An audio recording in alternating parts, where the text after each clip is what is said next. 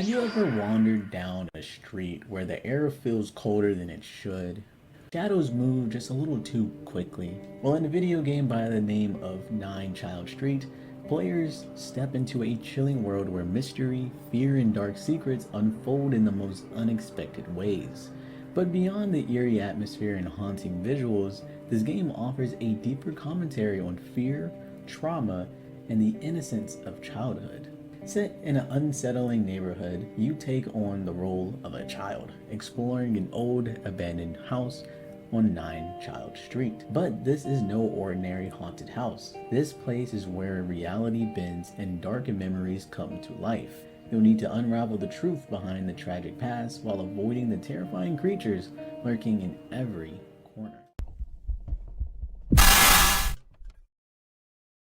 Now I'll quickly take this off because I can't see jack shit. The game begins with a child waking up in a seemingly unfamiliar environment. He would walk around and find out that the front door is locked by a tied rope. Thinking of escaping through the window, he'd find out that he is much higher than he first previously thought, and so finding a pair of shears within a box that has many bugs flying all around it with what looks like a child's hand severed inside, the boy is able to finally leave as he uses the shear to cut the rope that tied the door down. He is now tasked with finding yet another piece of rope to get outside of the house. While looking around, we'd find a toy bunny thing, which the little boy says is his favorite toy. And after finding a paper clip and lock picking a door and getting the shit scared out of me,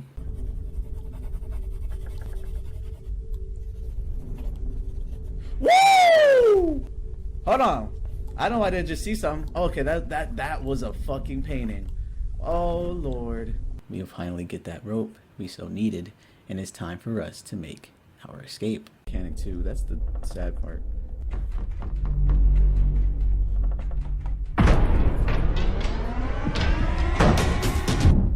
I really hope that this is used for climbing, not for a noose.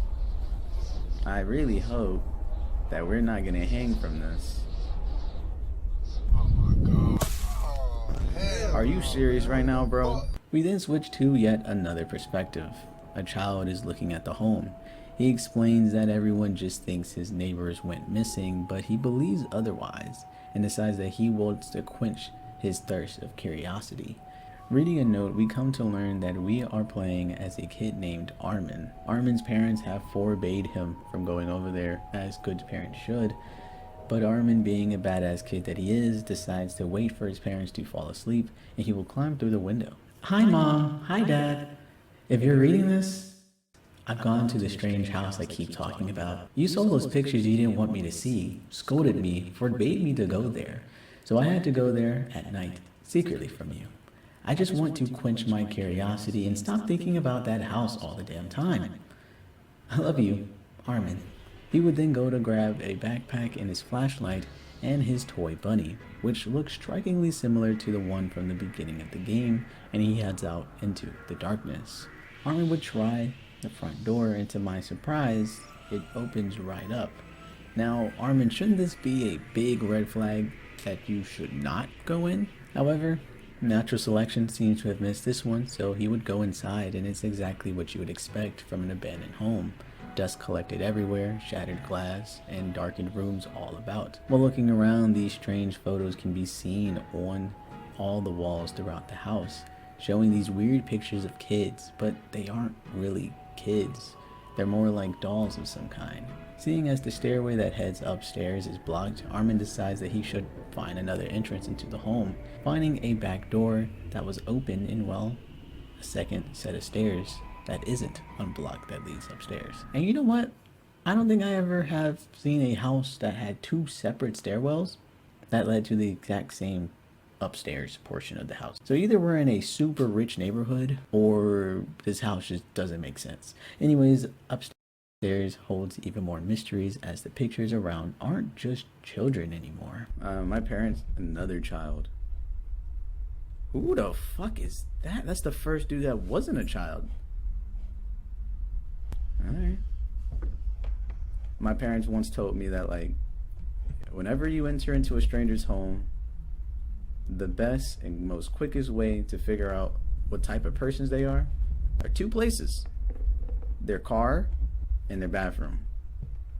If their bathroom's a mess, they're a mess. They're not sanitized.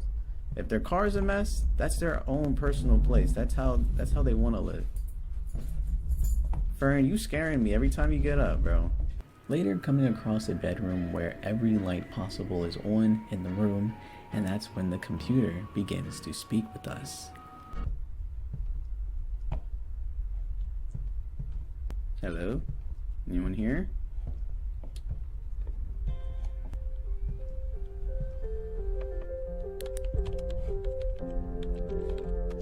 Is it typing? We've been waiting for you, Armin? Who's we, nigga? Armin, get out of here. Armin.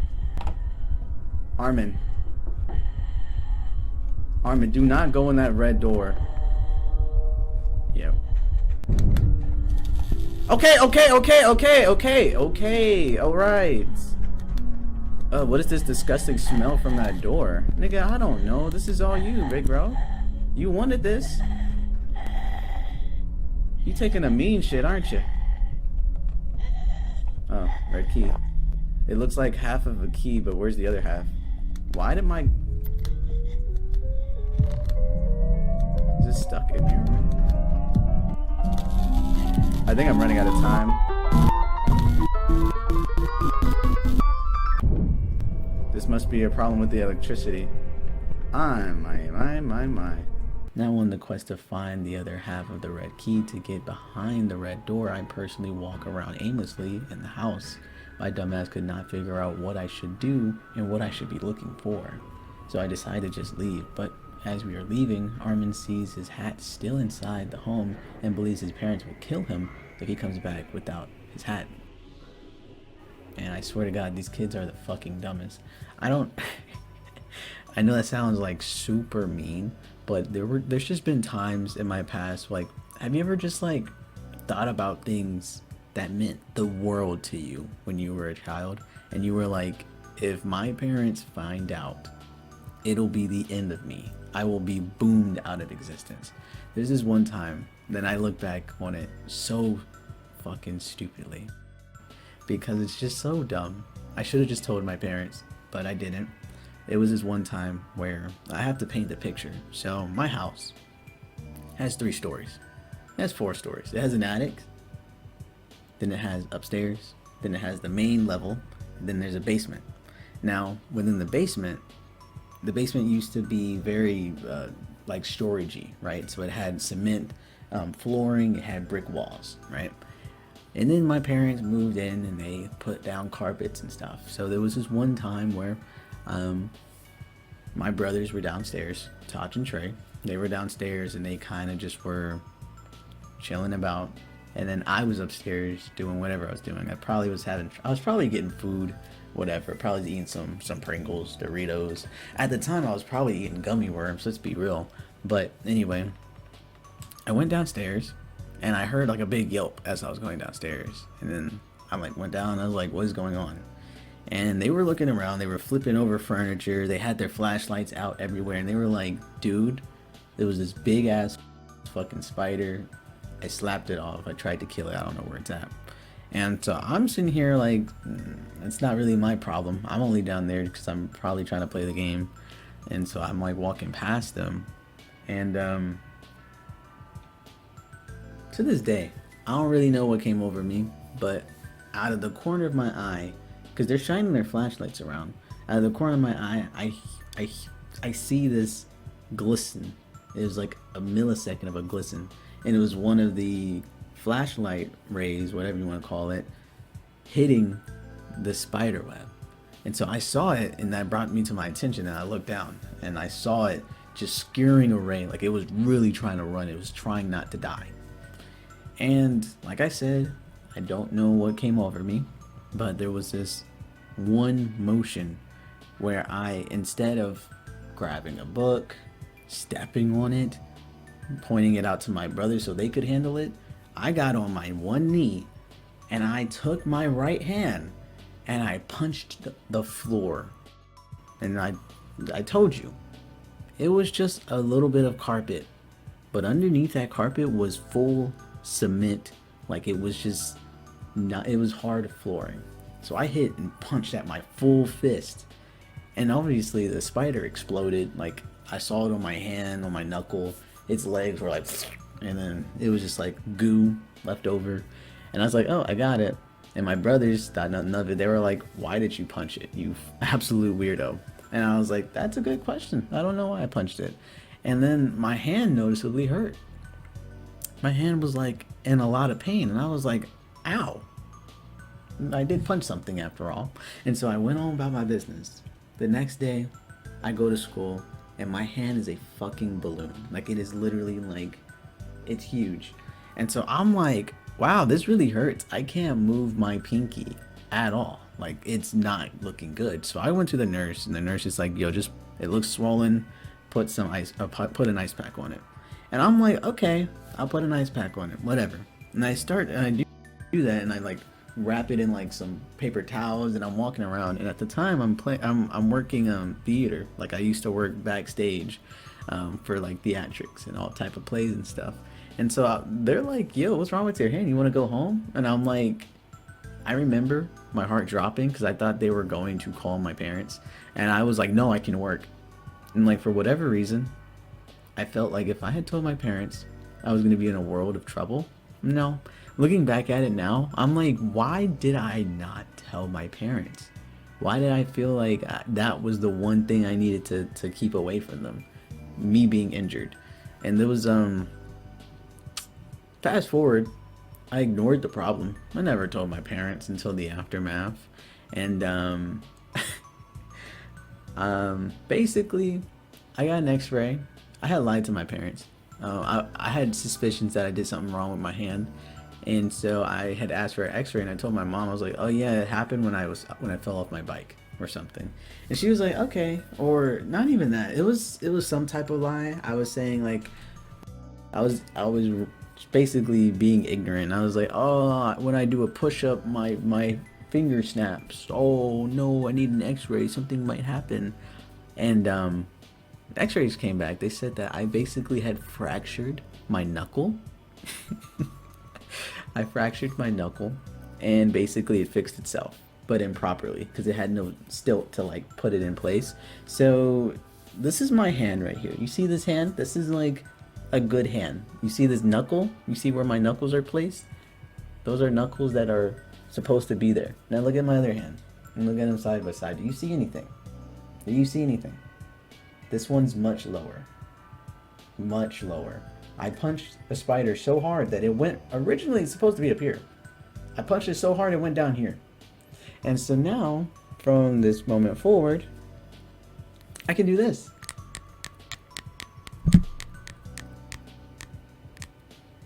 Yeah, it's pretty bad. And kids lie about the dumbest shit.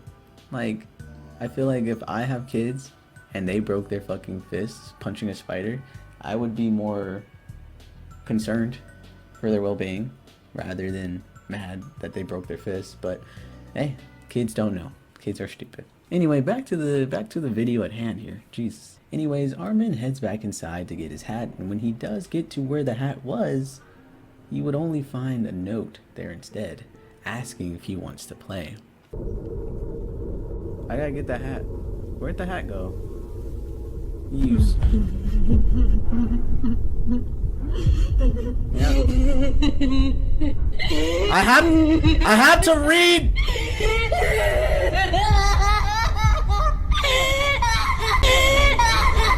Give me my hat. Oh, nigga. He closed the door. Come on, man. Come on, dude. Can I leave now? I have my hat, right? He gave me back my hat. After getting scared shitless, we would go to leave once again, but now the door is all boarded up. Just great. We come across the pictures showcasing a fireplace with a red hue. Red hue, red key, and just like that, we find the red key and make our way back to the room behind it.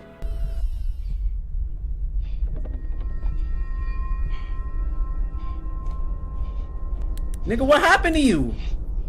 I want to go back to my mom. What do you want me to do, man? I blew my voice when I was screaming for help. Because of this, he decided to sew my mouth. Well, no?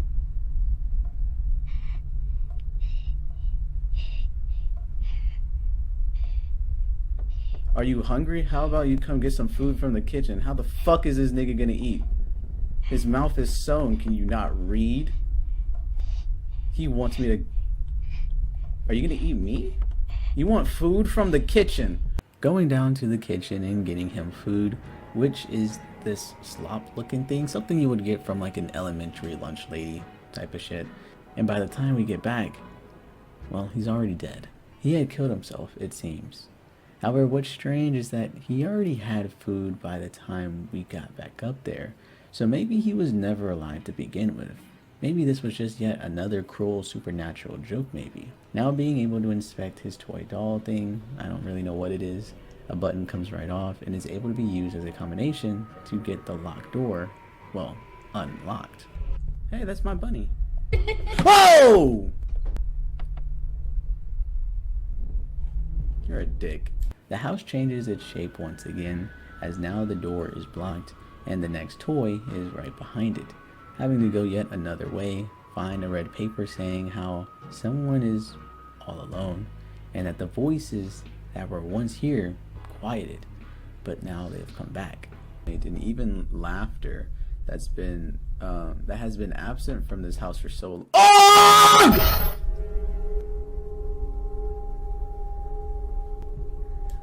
This game is beating my ass, y'all. I'm not gonna lie. The amount of times that I have screamed, my voice hurts. However, we do in fact get to the dining room and we get the next piece of the puzzle. And when putting it on the door, a soccer ball comes flying down from the stairwell that was blocked earlier. Now it's miraculously unblocked. Heading upstairs and following the spirit, it would lead us to a room with a hung individual. Moving past his body, we get some much needed lore. At one point, it went too far. Mortalina was too real. It seemed to me that she started to live her own life. I found a dead boy's toy in the trash, and I'm sure it was her. I put it over the TV so no one would get it. I began to be afraid of her. I constantly felt that she was standing behind me, watching me, breathing in my back. Her lack of heart made her dangerous. So it seems whoever lived here, probably the guy hanging behind Armin, was some sort of doll maker. He found a way to breathe life into his dolls that he was creating, but he went too far as he created something called Mortalina, I don't know how to say her name, who was just different, alive. Finding yet another toy over the TV and putting the letter into the locked door, we'd come to find the last spirit that terrorizes us. Now, I didn't know at the time, but I was about to get the most meanest, most scariest, most dramatic jump scare of my career. It left lasting scars on my knee, guys. That's enjoyable to you. Oh, this nigga went backwards? He's moonwalking on my ass? Whoa! Post-scare clarity, a term I came up with when after a scare, my body immediately goes from 100 to 0, as I understand that a bunch of zeros and ones made me scream like a bitch. Anyways, we'd come to find a boy, the same boy from the beginning who fell out of the window trying to escape. He seems to be disfigured and tells us that the doll maker was only able to make lifelike dolls by using the body parts of children. Hence why we would find a severed hand within a box and why the child in the closet had no legs. It was the reasons of creating these lifelike dolls posted all throughout the house. Max, the boy from the beginning, and the one we're talking to, tells us that the kids here are actually trapped, and that's why they put the lock on the door, because in their words, Armin is their salvation of getting out of there, and ask us to find the last toy so they finally can rest. Or at least that's what I gathered. I don't really know if that was happening. That's what it made sense, but I was a little spooked at the time. And when Armin would go on to put the last toy in the door, lights would begin to guide us into the basement, finding our last clue. I didn't have any friends when I was a kid. I tried to replace them with toys, but they weren't as lively. I made my first toy out of a dismembered cat. It wasn't like the others. It had a soul. Soon I made toys out of a bird, a dog, and even a man who had gotten hit by a car. I gave them a better life. I couldn't stand in one place. I wanted something more. And that's how my latest project, Mortalina, was born. We'd find Mortalina's dead body in a casket, and well, actually I think it's just best to show you. What the fuck are you doing to me, Yuri? Yep, no, that's cool. No, just jump scare me. No, that's cool. Stop! Stop it! Stop! Stop! Yep. Beep, beep, beep, beep, beep, beep, beep. Shut up, pussy. Yeah. Try your best. Salvation my ass, nigga. I'm going home to get my ass beat, and I'm gonna be proud of it.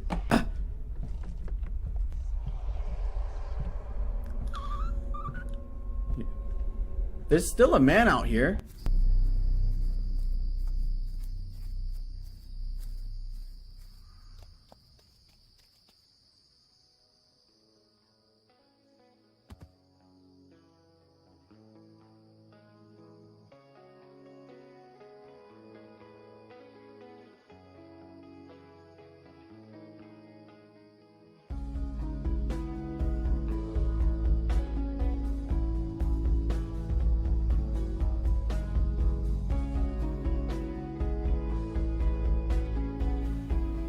It was months after I got out.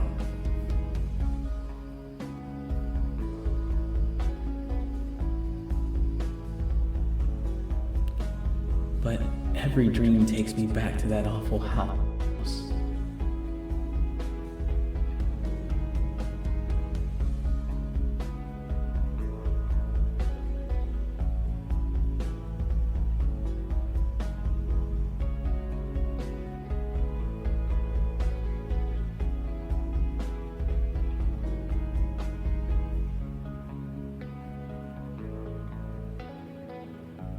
The realization that I can't change anything is driving me crazy.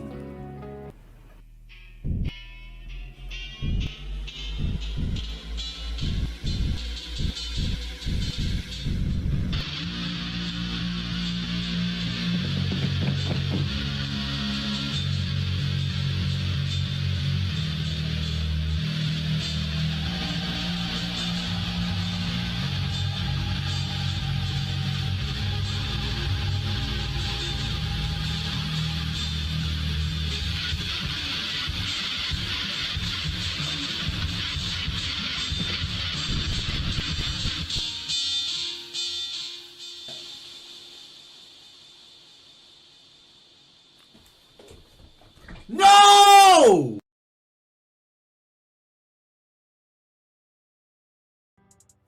Now, I always have a little yap session at the very end of these games because, well, I like to talk. So essentially, this game is really good, really good. I feel like speaking on it at a gameplay standpoint, not incorporating any of the story beats or anything like that, and you know, expending disbelief for a second here, I think the game is really well done. I feel like a lot of times, like honestly, I'm speaking in the future because I actually played this game before I played little, what's it called, Summer 58 or whatever. A little more time with a little bit of movement, that bitch started crawling.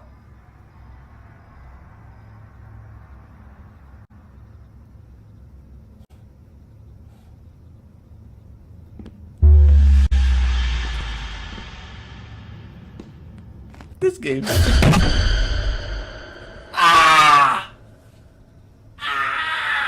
I feel like a lot of games get dependent on jump scares, if that makes sense. Not saying that this game didn't jump scare me, it had jump scares, but I feel like when I was playing Summer of 58, there would just be like times where random noises could be heard for no reason. You would leave the door, and it kind of started making you understand that this game was zeros and ones. I believe, like any other media, like when you're watching a YouTube video, or if you're watching a TV show, or if you're watching a movie or a manga or anything like that, you don't want tangents. Like, for example, in comics, you don't want tangents. You don't want things looking weird from panel to panel. When you're watching a TV show, you don't want to see a human cup, a Starbucks cup, I'm talking about you, Game of Thrones, in a room where it's supposed to be medieval. When you're watching a YouTube video, you don't want to have just dead silence for no reason if it doesn't put anything. The editing is supposed to be seamless. The editing isn't even supposed to be noticed. When you're playing a video game, and I'm talking about Summer 58 again, when you're playing a video game and you start to understand that the game itself is zeros and ones, it's not doing a very good job, right? You would leave the room, something would scatter, you would come back in, and then the person would give you exposition. Oh my god, the cat must have did that. I need candles so I can light it with the lighter that might be in the bathroom, but it also might be in the other room. And then you're just like, okay, thank you for that extreme amount of exposition. It's a really good story, and from what I can tell, let's get to the story parts here. I'm just gonna read the script because I'm lazy to try to memorize my own script. But a doll maker steals children, cuts their limbs off, and makes dolls out of them because he was lonely. Finally being successful, but that creation goes to make him commit. All the victims within the house are now tethered to this world because of the toy thing that he would, I guess, lure the children in the first place, and that's why each of them had toys and had like a special little note to it. And these things just tethered them to this weird realm where time moves very slowly and warmth seems to be absent. Armin, being drawn by its supernatural abilities, mainly Mortalina seems to be the main culprit here, goes to the home and does in fact free the spirits by removing the buttons from the toys that the doll maker had given them. Unfortunately, he'd share the same fate as the doll maker himself, and are finally shown what every waking moment is like for Armin until he commits as well. It's a pretty tragic story on its own right, but I do think the metaphors within the game hit on some pretty important topics. So this next one is just gonna be me rapping. I'm not gonna lie, it's just gonna be me talking to the camera, but these are a lot of things that I took from the story as a whole, and I just kind of want to share it with you guys, as I think that this could honestly open up the eyes of a lot of people about this game and how even horror games can have very deep and meaningful stories. Section 1. Childhood trauma and neglect. See, the game revolves around the haunted house, where the spirits of the children are trapped due to unresolved emotional pain, reflecting how trauma from childhood can carry into adulthood if not addressed. Now, some real life examples of this could be that children who experience neglect or abuse may grow up with lasting psychological scars. These experiences can shape their emotional well-being, often leading into depression, anxiety, and difficulty forming healthy relationships. Programs like the therapeutic foster care and trauma-informed therapy aim to address and heal these wounds. Now, the reason why I'm going this route here is because I feel like in each of the kids that you meet, there is a certain form of trauma, of childhood trauma, right?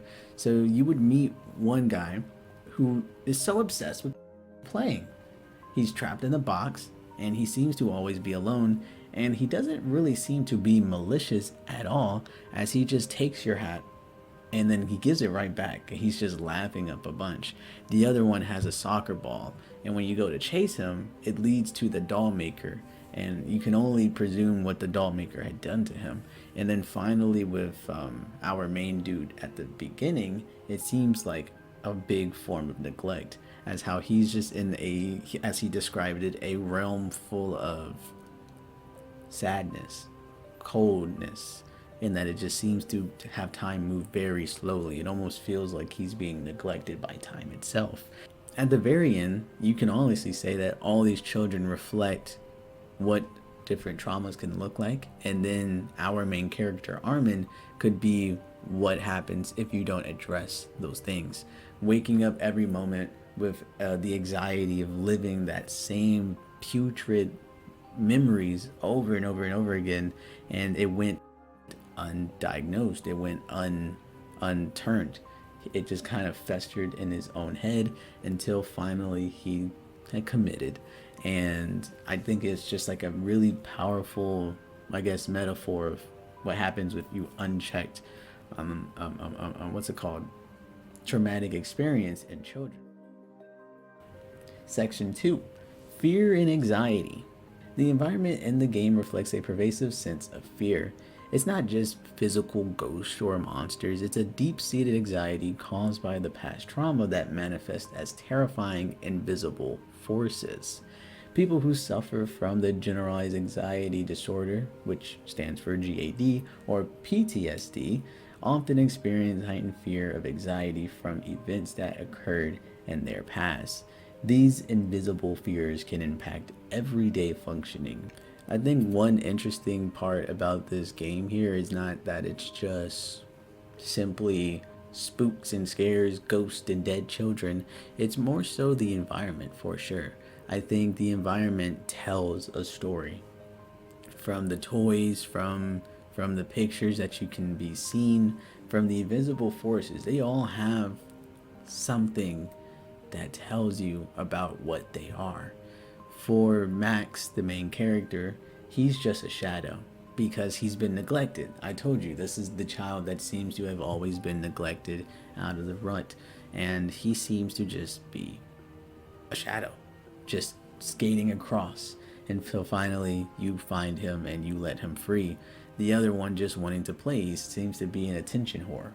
That's a crazy word to use, but pretty much he would just be hiding behind doors. He would never really be trying to outright get you. He would just be reminding you that he's there. And obviously the kid in the closet who got his mouth sewn shut, I believe, is also a very, very common conception of what anxiety feels like and depression feels like. It just feels like you don't have a voice. It feels like you are not heard. And I think that was supposed to be very visceral physically and visually, and it was also supposed to be a nod of how people dealing with anxiety and depression could feel like in the grand scheme of things, right? Section 3, one that might be a little far-fetched, but I still would like to say it, but the burden of silence. Within the game, many of the children's spirits are silent, their pain and suffering unspoken. This theme highlights the consequences of not being able to voice one's trauma and how silence can perpetuate suffering, essentially. In many societies, particularly in cases of child abuse and sexual assault and domestic violence, and the list really goes on, victims may feel unable to speak out due to shame, fear of not being believed, or fear of repercussions.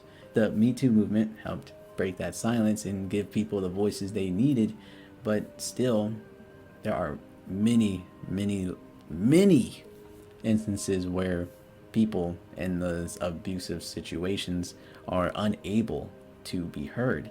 And I believe that in this game, obviously, all the ghosts are silent for a reason, but it's really mainly the one up in the closet, the one with his mouth sewn shut. If you see it on the or on the walls, it says, "I just want to be happy. I haven't eaten for weeks. I tried to," and this is what it says. It said, "I tried to scream for help until I blew my voice. Now Master has shut and cut my, or sewn my mouth shut so that way I could never do it again." And I feel like that part right there is how people feel. The repercussions of him screaming out for help resulted in him getting his mouth sewn shut for all eternity, and that he could no longer eat because of his mouth being shut. He was starved due to his inability to use his voice, to use his mouth, to do anything. And I just think that's like a concrete point to how people feel in abusive relationships. They feel as if they speak out, something worse could happen, not just to them but to the people they care about, to the normacy that they're trying to grasp on. It's a really sad and tragic situation to be in. Section 4: Innocence Loss. The game emphasizes the loss of childhood innocence. The house and its haunted history symbolizes how children's innocence can be stolen and corrupted by traumatic events. Examples of lost innocence include children who witness or experience violence in their homes or communities, such as those who grew up in war zones, or refugee children who flee violence and persecution. The work done by organizations like the Save the Children focuses on helping restore some of the lost innocence through support, education, and safety.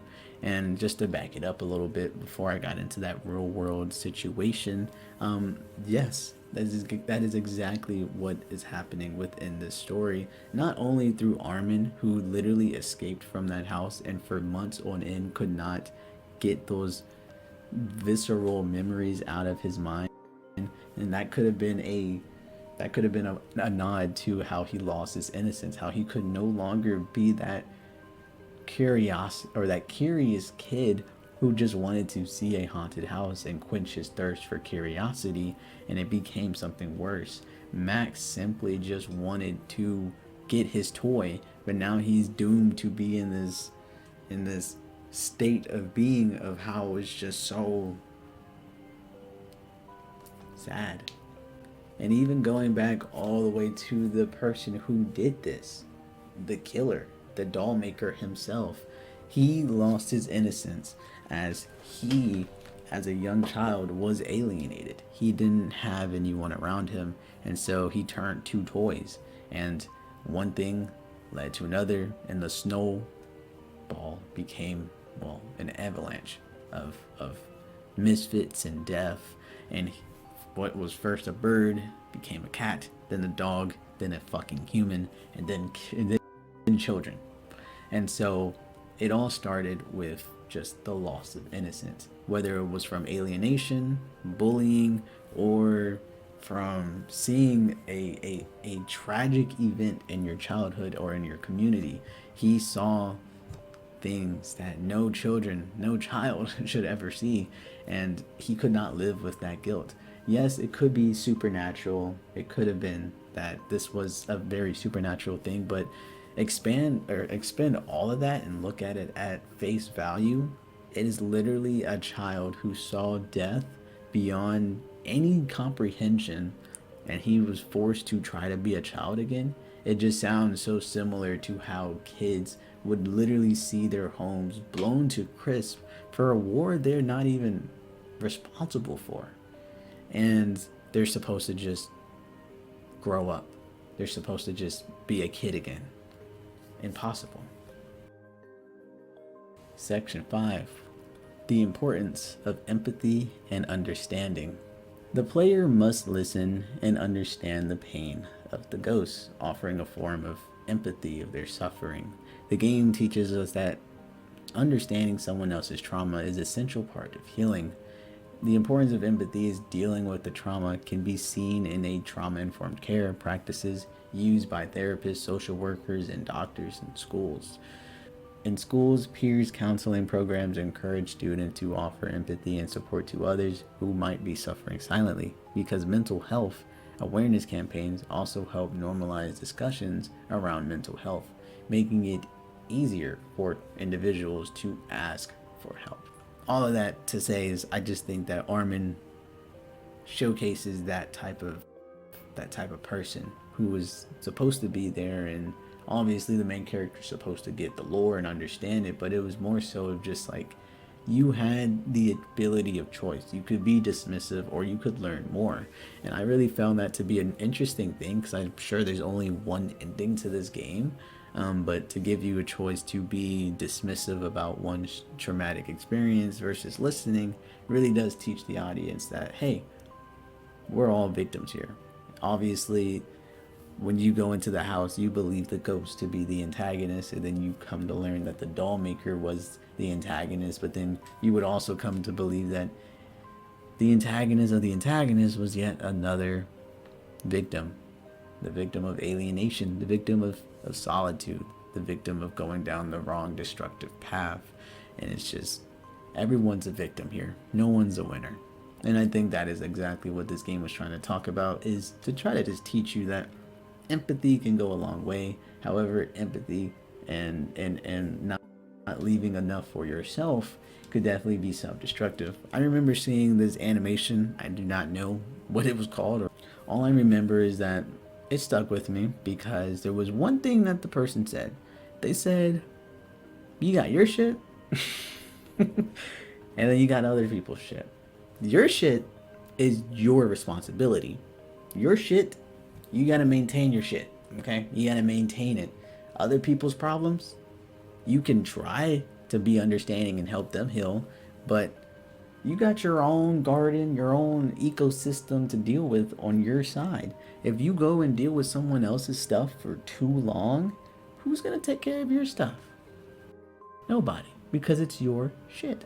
And I feel like that's what they were talking about here, where it's like, yes, you can definitely understand that they're all victims here, but you are also a victim as well. And your goal should be to get the hell out of Dodge. I think we're on section 6, if we're not section 6 and 7, but the impact of abandonment. The spirits of the children in the game are abandoned, and their struggle stems from the feeling of being left behind. Abandonment can also be many forms, not just physical abandonment, but emotional abandonment as well. Children who experience emotional and physical abandonment, whether from divorced parents, death of the parent, or adoption, can face long-term emotional challenges. Organizations like Big Brother Sisters aim to provide mentorship and sense of security for children who feel emotionally abandoned. And within the game of Nine Child Street, the biggest, I guess, question on my head was, how the fuck was the doll maker getting his hands on these children and no one batting an eye? If we're to think that all the photos, all the framed pictures up on the walls were all of his victims, how was he getting his hands on them? It makes me believe that they may have come from an orphanage. And if that's the case, then nobody there to even look around or even care. And I think that is a huge this is like a huge conversation on what it means to be a child and feel like no one else in the world is left there. I brought it up before, but Max is a key person because at the very end, his only friend, he seems to be the only one that did not leave the spirit world or whatever, because I guess he sends us on this wild goose chase to get his toy, and we never get his toy.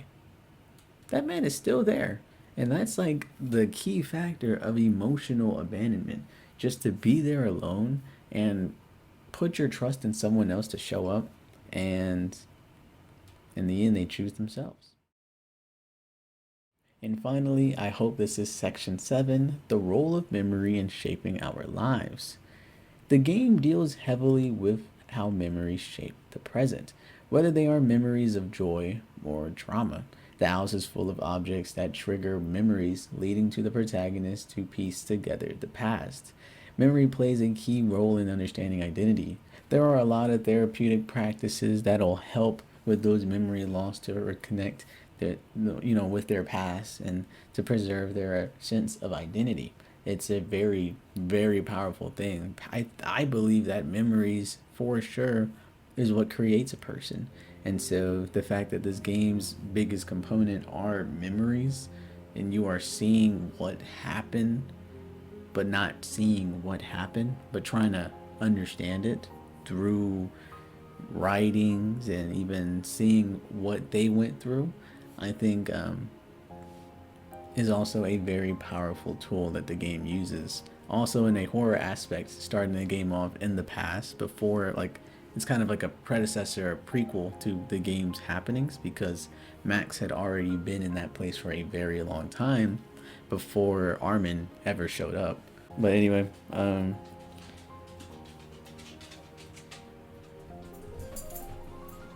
Hey, baby. What are you doing? I know. I'm taking care of this dog right here. This is Fern, guys. Fern. No, don't look outside. Okay, she's getting comfortable. She said it's time to go to sleep.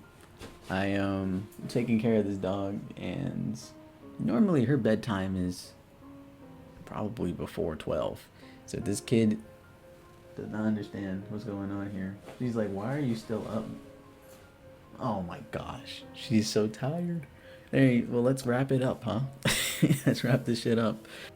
Now, these themes in 9 Child Street aren't just confined to the world of the game. They resonate with the real-life human experiences. By exploring childhood trauma, fear, and empathy and healing, the game highlights how confronting pain and understanding our past is an essential part of growing stronger. But it's also a very tragic tale of confronting your demons could lead to a self-destructive path if you have no one to look and play as your safety net. Everybody, 5 big booms in the chat for our man Armin. Now guys, thank you guys for watching. I just wanted to, I guess, get on the sticks and basically just say my thanks.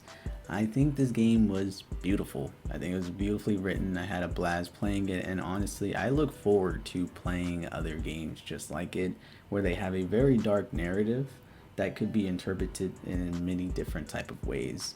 I really enjoyed 9 Street Childs. I actually this is like 3 days after I have played it, so I have just played local, what's it called, Summer of 58, and I played Missed Messages and stuff like that. And I feel like those games are really good too. And I just feel like I just kind of hit the lotto of a bunch of things that I guess I never heard of. And expect many videos coming on different type of, what's it called, horror games with very enlightening and very enticing storytelling antics. So thank you guys for watching. Before the video ends, I do want to bring up some of my not sponsors. I wish I had a fucking sponsor. Some of my channel members, because they are awesome and they deserve the world, and I will shout out their name every single time I get. We actually got quite a few people in the thingy, and if you guys want to become a member, not only does it help support me and everything that I'm doing over here, it also lets me know that or it also allows you to join the Discord where we watch different things. Right now we're watching Invincible, and we do have to get back on there. If you're watching that and you're in the Discord, you're like, we haven't watched it in like 2 weeks. We're gonna get on it, trust. But here are the people. Thank you, Miss Festy. 3 days ago you joined. I saw you. Thank you, T, for joining. Thank you, J4455 for joining. Moonflower, I see you, bro. Kaz D30, I see you, bro. You are the GOAT, okay? Rye, I see you too. MTWUTYT, I said that. I see you. I see you, bro. Oh, Clams, I see you too. Frosty Spark, Dylan, and Zachary Cho Wing You. Yes, I said your whole government name. What you gonna do about it? Thank you so much for showing up and showing out. We have 11 members. 11. I want to hit 15, and that's just gonna be a thing that's gonna have to happen. So thank you guys for watching. I'll see y'all in the next one, and let me know what other games you are interested in seeing me play, and I'll see y'all right on the next one.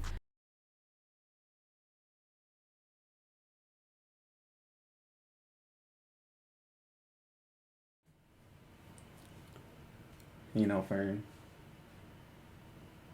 don't do that now. I saw that tell.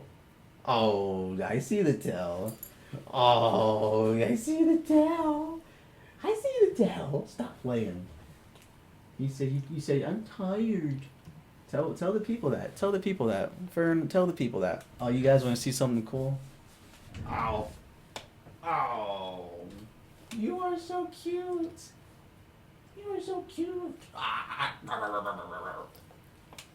You smell like a dog. You smell like a dog. You smell like a dog. Yeah, you tell the people that. Tell them. What are you doing?